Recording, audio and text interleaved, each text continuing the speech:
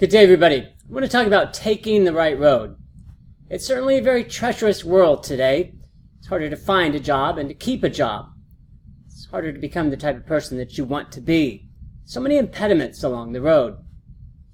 Hence the book, Take the Right Road, ensuring that as you begin your trek, as you go forward on your journey, that you take the right road that is inclusive of the best decisions with the best intentions.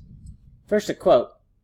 We live in a world of unimagined opportunities within a world of unlimited possibilities. It is certainly true that possibilities may be more limited, or the opportunities may be more limited. Some of the statistics we'll talk about will allude to that fact. But never forget, while they may be limited, they still exist for people who dream it, sacrifice for it, work for it, and only then do you have a chance to actually make it.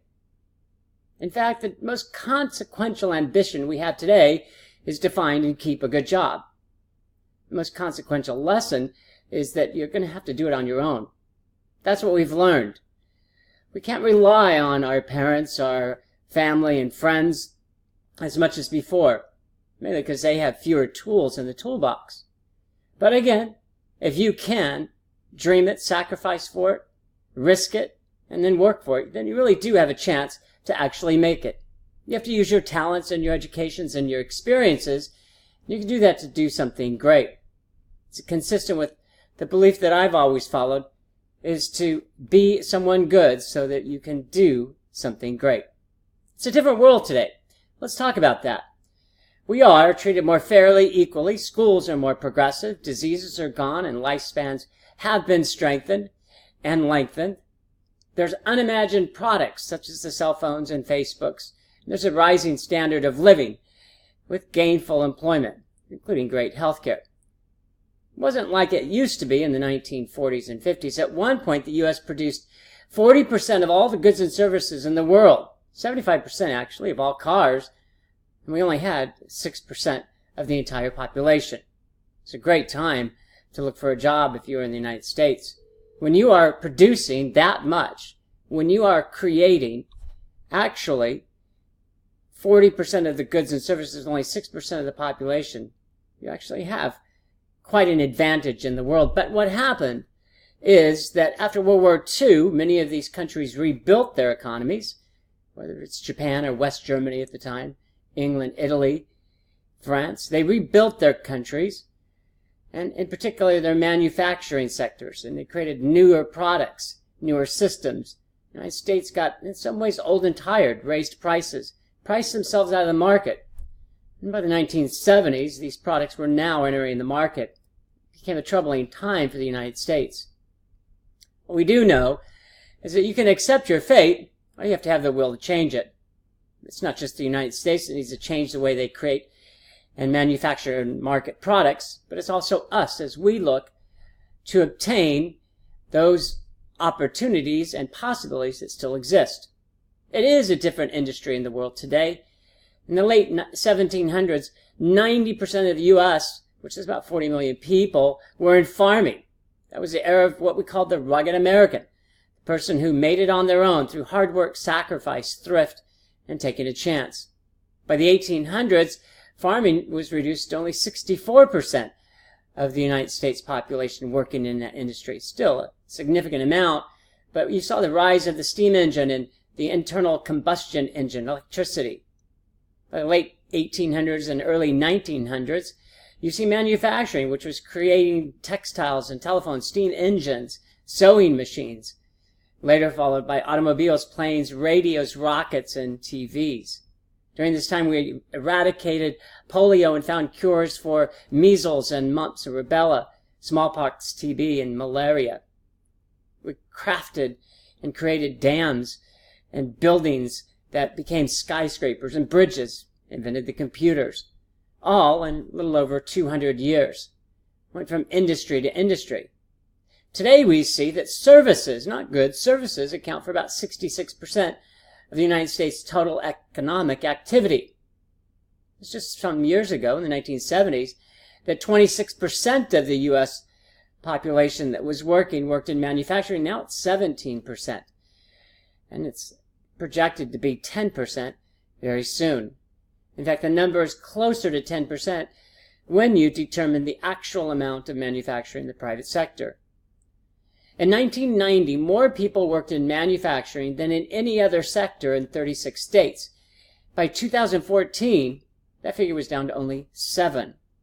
Healthcare and social assistance now is the dominant employer in 34 states. And manufacturing jobs, which have ceased to be the dominant force of the United States economic system, they pay 9% more than any other industry. So as they decrease, you can see why it's more difficult for people to make ends meet.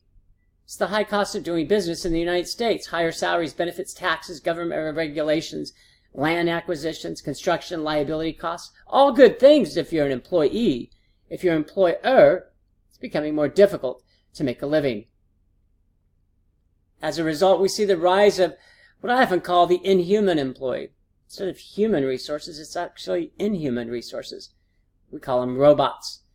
By 2030, 38% of all jobs will be automated. By 2030, 38%, almost 40% of all jobs are going to be automated. In fact, 88% of the jobs that have been lost are simply because you don't need humans to make those jobs anymore. You don't need humans to make that product or service. U.S. factories make 85% more than they did in 1987 with 65% fewer workers. GM sells more cars today with 600,000 workers less than they had in 1970. More cars with 600,000 fewer employees. Can you imagine if we had to hire 600,000 more employees? Steel output has increased 18% since 1997 with 42% fewer workers. Amazing. Where are robots going today? Between 2017 and 2027, robots will create 15 million jobs. 10% of the entire workforce in the next 10 years will be robots. Since 1960, technology has cut the number of people working in an employee's store by 50%. They sell more with 50% less employees. Since 2000, robo-surgeons have performed 2 million surgeries. People aren't doing those anymore. By 2025, robots will be performing 25% of all manufacturing tasks.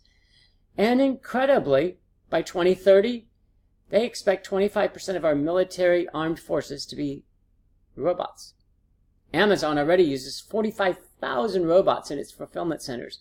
And did you know that for every industrial robot, 6 humans are replaced? One robot does the place of 6. One reason why within the next 10 years, 35% of all workers are going to need to find another job. By the way, remember the statistic we talked earlier, that by 2030, 38% of all jobs are going to be automated. It's amazing. What we do know is that the inevitable inevitably happens. The world's changing. Remember I talked earlier? You have 2 choices. You can accept a changing future and prepare for it, or you can resist. But it's like holding your breath. You usually never win when you hold your breath. What happened to human resources or the human employee? Well, what the cause of so much of the loss of human potential in relations to employment is not just from robots, it's not just from artificial intelligence. It's also because it's more difficult in global competition, international competition, for a firm to stay in business over the longer term. Couple facts. In 1920, the average lifespan of the Standard & Poor company, a person who, top 500 companies at that time, was 67 years. If you picked a company on the S&P 500, they would be in business an average of 67 years. Today, that company on the S&P 500 has an average lifespan of 15 years.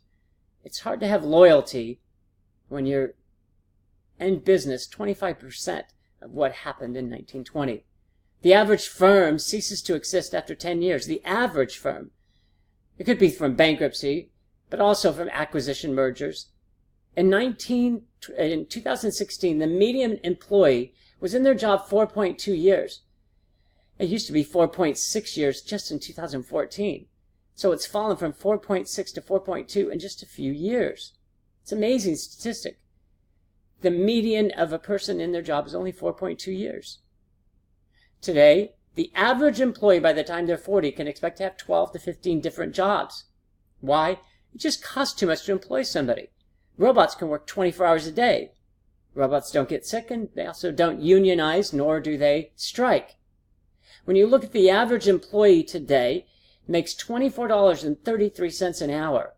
And then you have to put in benefits, which are $11.31. Adjusted for inflation, that's one reason why average wages haven't risen much from 1973 until today. Just 10%, which isn't great. You talk about other expenses. It's not just the expense of an employee. It's also litigation, regulations. It makes it very difficult.